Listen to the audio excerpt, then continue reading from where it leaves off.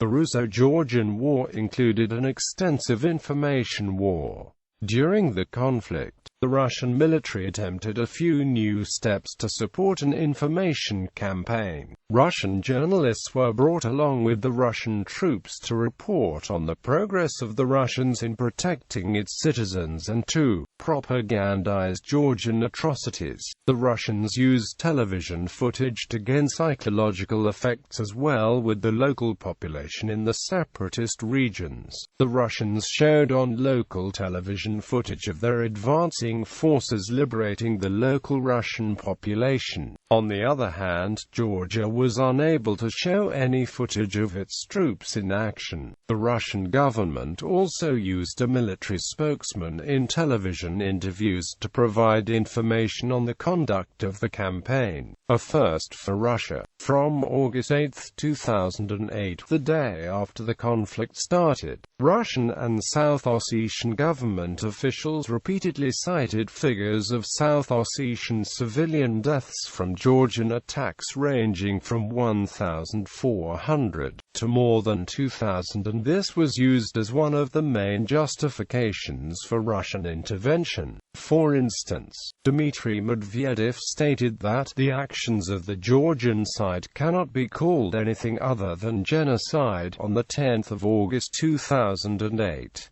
Medvedev also said, "The form this aggression took is nothing less than genocide because Georgia committed heaviest crimes. Civilians were torched, sawed to pieces and rolled over by tanks." The Georgian government stopped broadcasting of Russian TV channels and blocked access to Russian websites during the war and its aftermath, limiting news coverage in Georgia.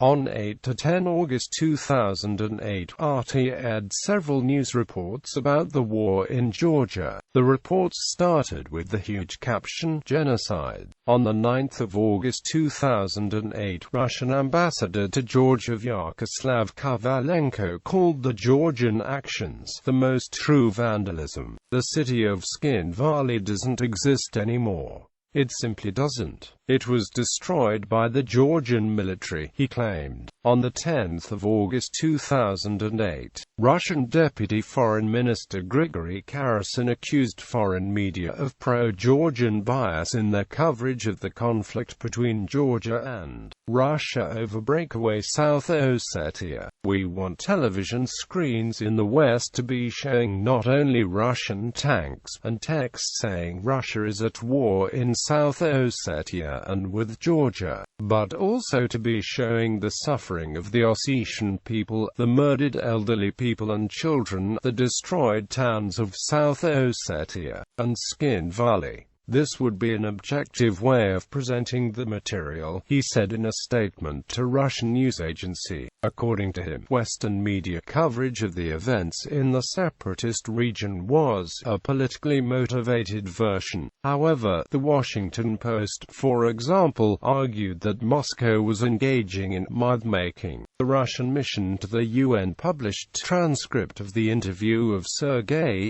Ivanov to CNN on August 11 for everyone in the United States who was here and for everyone in the United States who has been watching this story and has watched the developments since Friday. Can you tell me why Russian tanks, troops, warplanes have been in Georgia? That is a very easy question. First of all, good afternoon and thanks for the opportunity to be with you. I have an impression that the American public thinks, or intends to think, that Russia attacked Georgia, that what we have heard from the president of Georgia in his words. Yes, exactly. Thanks for prompting me on that. A big Russian bear attacked a small peaceful Georgia. In fact, the situation is and was vice versa. It was a big Georgia which attacked a small and tiny breakaway Republic of South Ossetia. Western media has defended its coverage, with Chris Burkett, executive editor of Sky News, saying, "I don't think there's been a bias. Accusations of media bias are normal in times of war. We've been so busy with the task of news gathering and deployment that the idea we've managed to come up with a conspiratorial line in our reporting is bananas." CNN has also defended its coverage. William Dunbar, a reporter for RT-TV in Georgia, resigned in protest of alleged bias in the Russian media. He claimed he had not been on air since he mentioned Russian bombing of targets inside Georgia. He told the Moscow Times, "The real news, the real facts of the matter, didn't conform to what they were trying to report, and therefore, they wouldn't let me report it. I felt that I had no choice but to resign." However, sources at RT-TV called Dunbar's allegations of bias nonsense. "The Russian coverage I have seen has been much better than much of the Western coverage," one senior journalist said, adding, "My view is that Russia today is not particularly biased at all. When you look at the Western media, there is a lot of genuflection towards the powers that be. Russian news coverage is largely pro-Russia, but that is to be expected." William Dunbar told the Wall Street Journal that when he tried to file a report on the August 1st shelling of the Georgian villages by the South Ossetians, his editors weren't interested in the story. On the 12th of August 2008, RT accused CNN of presenting video footage of destruction in Skin Valley in South Ossetia, shot by a Russian cameraman, as pictures of destruction in Gori. Rest of August, Anna Neistat, leader of AHRW team investigating the humanitarian damage in South Ossetia, told The Guardian that their investigators had recorded cases of Ossetian fighters burning and looting Georgian villages north of Skin Valley. The torching of houses in these villages is in some ways a result of the massive Russia propaganda machine which constantly repeats claims of genocide and exaggerates the scale of casualties, she said, adding, "That is then used to justify retribution." Quote. She also said that the Russian estimates of 2,000 dead was suspicious and very doubtful. The South Ossetians later claimed that 1,492 were killed as the result of the bombing of Skin Valley. On the 13th of August 2008, Fox News interviewed 12-year-old Ossetian-American girl Amanda Kokoeva and her aunt Laura Tediva Korwicki, who had returned from South Ossetia.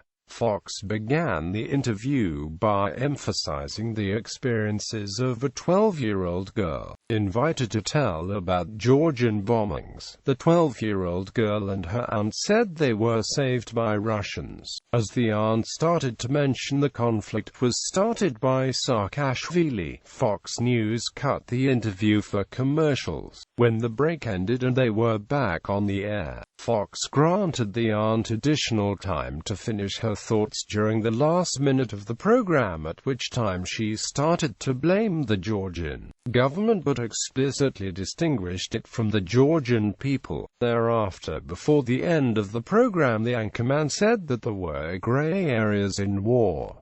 CBS also had an interview with this girl before. This incident was highlighted in particular on NTV and Russia 1.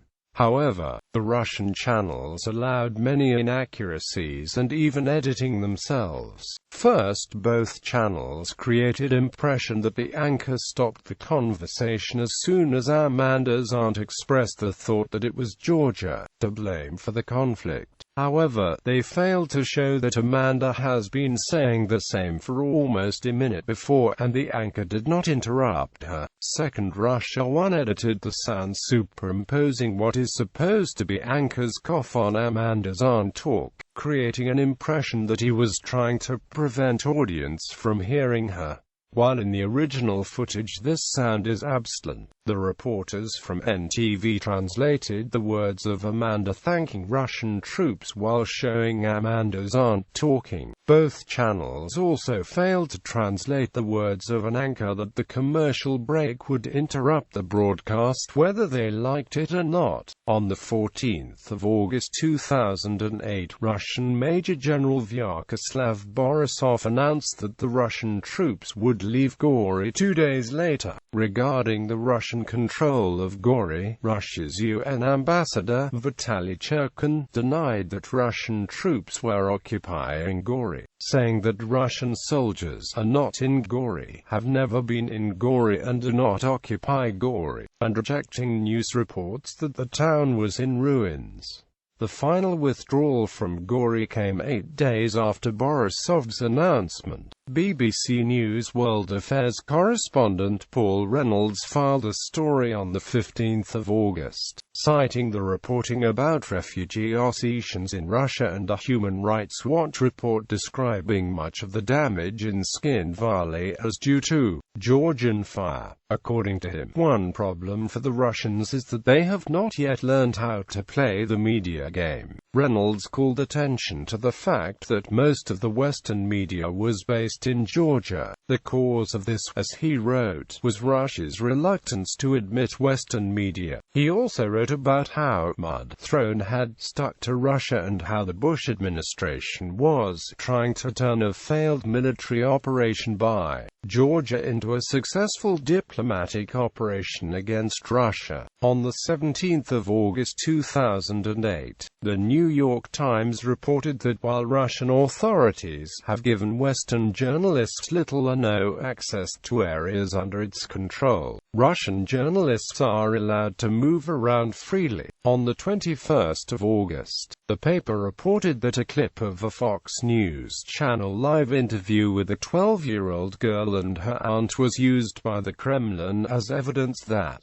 the United States was censoring criticism of Mr. Saakashvili. Regarding the clip, a Russian news anchor said that the U.S. would use any means available for a disinformation campaign against Russia. The man who dubbed the Fox anchor's voice into Russian not only exaggerates the anchor's tone, but even coughs and groans loudly when Ms. Teddy Vakorwicki blames Mr. Saakashvili for causing the conflict, something that did not happen in the original. Malkaz Gulashvili, president of the Georgian Times Media Holding, said, "Georgia has lost the information war since, unfortunately, foreign agencies frequently relied on Russian news sources controlled by the Kremlin. These would spread inaccurate news which foreign media had to reject later. I agree we lost the information war in the first few days, but we have nothing to hide here." Russian Defense Ministry spokesman Andrei Klyachnikov told the journalists on the 19th of August. On the 20th of August, the Russian Investigative Committee reported that they had confirmed 133 civilian deaths. "Perhaps in a while we will reach the figure that is given by the South Ossetian authorities," one representative said. When asked about the Georgian deaths, the representative said that this issue was not their concern. However, 9 days later, Prime Minister Vladimir Putin still said in an interview with German TV that 2,000 Russian civilians were killed during the conflict. Putin also said, "And if we protect our lives, then a sausage will be taken away from us. What choice do we have between life and sausage?" Quote. He said about Georgia that the aggressor was punched in the face. Der Spiegel reported that Lev Gurkov, director of the Levada Center, claimed that on Russian TV is hardly any free reporting, instead you see a lot of very aggressive propaganda. Quote. He claimed it was reminiscent of the worst times in the Soviet era. Said Zarniev, a freelance photographer with the Reuters agency, arrived in Skin Valley during the day on the 7th of August. Zarniev planned to take photographs of the nature for his personal project. He saw an army of Russian journalists at his hotel. He later told RFE/RL's North Caucasus service that the Russian journalists had been sent days earlier and were preparing for something big. At the hotel we discovered that there were already 48 Russian journalists there. Together with us, there were 50 people, he said. I was the only one representing a foreign news agency. The rest were from Russian media and they arrived 3 days before we did, as if they knew that something was going to happen. Earlier at the border crossing, we met one man who was taking his wife and children from Skin Valley. RFE/RL concluded Russian state-controlled media appeared to be well prepared to cover the beginning of the armed conflict. TV networks promptly presented intricate graphics with news anchors and commentators appearing to be following the coach talking points accusing Georgia of aggression, genocide and ethnic cleansing. RT-TV reported that Europe's largest magazine, Der Spiegel, was accused by one of its staff members, Pavel Kasin, of propaganda and taking a pro-American stance. Kasin said he sent 29 pictures showing the devastation left by the Georgian military in South Ossetia to the magazine's Hamburg headquarters, but was shocked to find that none of them appeared in the issue released the following Monday. Kasin had been working there since 1990 and has never before had any problems getting his photographs published. Could it be that the most liberal, democratic and independent magazine has gone down the road of ideological one-sided propaganda? He said, "In my view this is one of the rare cases when Spiegel has taken a pro-American stance." Quote, according to Kasin, the photos were rejected on political reasons. Izvestia claimed that this was influenced by the ousting earlier in 2008 of the editor-in-chief Stefan Ost, who had worked for many years in Der Spiegel, and his replacement with Georg Maskalo, who had been leading the Washington subdivision of the magazine. On the 21st of August 2008, RT interviewed Lyndon LaRouche, who claimed that the Georgian assault on South Ossetia was probably a British-led operation with U.S. support. South Ossetian envoy to Russia Dmitry Medvedev claimed in an interview that they started the war with the fact that the Georgian peacekeeping battalion fixedly shot in the back of the Russian soldiers. Same peacekeepers, like they were wearing the same uniform, and they had the same command, but they brought them forward and shot them all in the back. Quote, he also claimed that the Georgian soldiers were under the influence of 100% American-made psychotropic drugs. Russia alleged that an American citizen fought with Georgian forces. Deputy Chief of the General Staff Anatoly Nogovitsyn displayed photocopies of an American passport at a news briefing, claiming that the passport was found at a Georgian fighting position. Vladimir Putin told CNN, "We have serious reasons to believe that American citizens were right at the heart of the military action." The passport owner and U.S. authorities denied the accusation, saying that his passport was lost elsewhere. During the war, the radio station Echo of Moscow broadcast balanced accounts on a show called With Their Own Eyes. On the 29th of August 2008, Prime Minister Putin gathered 35 leading media executives in Sochi. Putin paid attention to Alexei Venediktov, the editor-in-chief of Echo of Moscow, and criticized the station for its coverage of the war. Putin reportedly told Venediktov, "You are responsible for everything that goes on at the radio station. I don't know who they are, but I know who you are." Quote, after Venediktov returned to Moscow, the station's staff were told that they should pay careful attention to the reporting, to check the facts and ensure to air enough government views. After the war, in early September 2008, the German newspaper Der Spiegel was caught in fabrication of anti-Georgian claims. The paper had published an article saying that internal reports from the OSCE effectively blamed Georgia for the war. However, OSCE spokesperson Martin Nesoki called the article ludicrous. He said, "The OSCE's mission to Georgia makes regular reports that are distributed to all 56 participating states in the organization, including the Russian Federation and Georgia. None of these reports contains information of the kind mentioned in the Der Spiegel story. The OSCE's military monitoring officers do not have access to the Rocky Tunnel and therefore would not have been in a position to report, one way or the other, on the timing of Russian tank movements. It is preposterous to suggest the OSCE engages in or has access to telephone intercepts." On the 5th of September 2008, The head of the Russian Investigative Committee reported that they managed to confirm only 134 civilian deaths. On 4 July 2009, this figure was revised up to 162. On 18 November 2008, at a Georgian parliamentary session, MP Georgi Targamadze, the leader of parliamentary minority, said, "Georgia was obviously had an upper hand over the Russian Federation in the information war during and for a certain period of time after those events.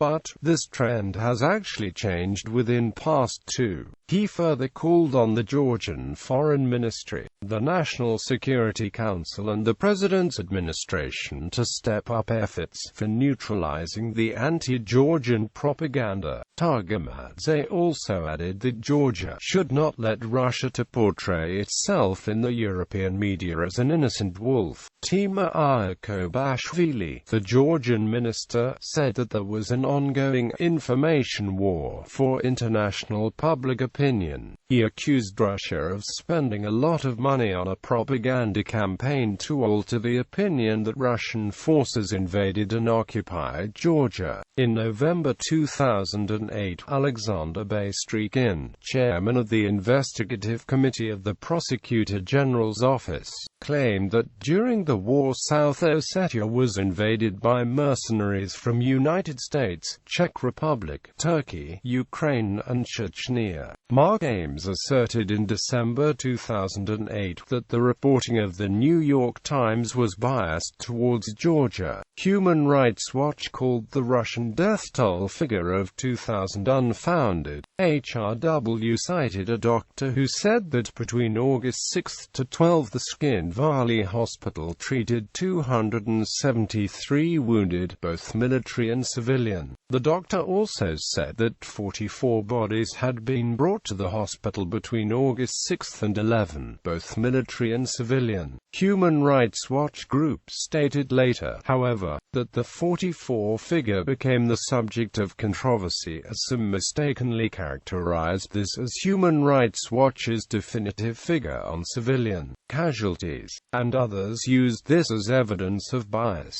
We were fully aware and noted in media statements that the figures provided from Skin Valley Hospital were not a comprehensive tally. Some of the residents killed in Skin Valley, and especially in the outlying villages, were never brought to the hospital. Instead, a number of people were buried beside the homes. Human Rights Watch also stated that it does not have the capacity to make a definitive estimate as to the number of civilian casualties, but they cited different investigative groups, which provided numbers between 162 civilian and 300 to 400 total casualties. Russia and South Ossetia were unable to explain how the calculation of claims of up to 2,000 victims was carried out. This initial claim also significantly influenced public sentiment in South Ossetia and bitterness toward Georgians. Human Rights Watch documented at least one account of an atrocity against South Ossetian civilians in Sinagari from the Investigative Committee of the Russian Federation Prosecutor's Office, which was reported by the Russian media. This report turned out to be fabricated. HRW researchers were told similar hearsay accounts of atrocities allegedly committed by Georgian troops in other villages of South Ossetia, but the follow-up research showed them to be untrue. In March 2009, Lenta.ru published an interview with Russian journalist Vadim Rekalov. Rekalov arrived in Skin Valley during the war. He said that Russian BM-21 Grads shelled Skin Valley. He also said that he found out on 13 August 2008 that rumors about total destruction of Skin Valley were false. According to political scientists Svante Cornell, Moscow spent millions in a public relations campaign to convince the world that Georgia, not Russia, began the war. In August 2009, BBC reported that analysts said the propaganda war was still active as both sides sought to gain the moral high ground. Nikolai N. Petro, professor of politics at the University of Rhode Island, claimed that Western media coverage of the war was biased at first, but became more balanced in November 2008, when two OSCE officials Ryan Grist and Stephen Young confirmed the Russian version of events, that the Georgian attack was unprovoked and indiscriminate. Professor Petro said that initial impressions conveyed by respected news outlets tend to linger on, even if the story later changes radically, and it is therefore not surprising that American pundits and politicians continue to refer to the events of last August as Russian aggression, even though subsequent reporting has debunked this as a myth. In March 2010, it was reported that the Russian Investigative Committee of the Prosecutor's Office claimed that they had the evidence of mercenaries from UNSO fighting alongside the Georgians. According to the investigators, the Ukrainian mercenaries were recruited and financially supported by the Ministry of Internal Affairs of Georgia. Former Moscow correspondent of The Guardian Luke Harding wrote in his book Mafia State that Russian state-controlled media failed to mention the ethnic cleansing of Georgians in South Ossetia, and the focus was solely on the martyrdom of the South Ossetians. He also noted that the ethnic cleansing of Georgians looked more like a systemic attempt to drive out Georgians and redraw the map of Georgia rather than revenge. According to him, the Kremlin launched a furious attack on foreign journalists and intimated that they were, in reality, agents of the CIA. The Kremlin kept the foreign journalists away from ethnic Georgian villages inside South Ossetia. American and British journalists were not allowed to travel independently inside South Ossetia. He reported that on the 25th of November 2008, when he went to the press department of the Russian Foreign Ministry to renew his accreditation, the official who spoke to him was furious about his reporting and asked him repeatedly if he, his wife, or his family were not worried that something might happen to him if he stayed in Russia. In 2012, the Russian Investigative Committee of the Prosecutor's Office was still conducting investigation on the events in South Ossetia. The committee claimed that they confirmed the attempts to discredit the Russian military. According to them, before the Russians entered Gori, Ukrainian mercenaries were dressed as the Russian troops and participated in the making of photo and video footage that showed the attacks on civilians and looting in the Georgian villages. 5 years after the war, RT reported that civilian death toll was 1,500 to 2,000, attributing the claim to the South Ossetian authorities,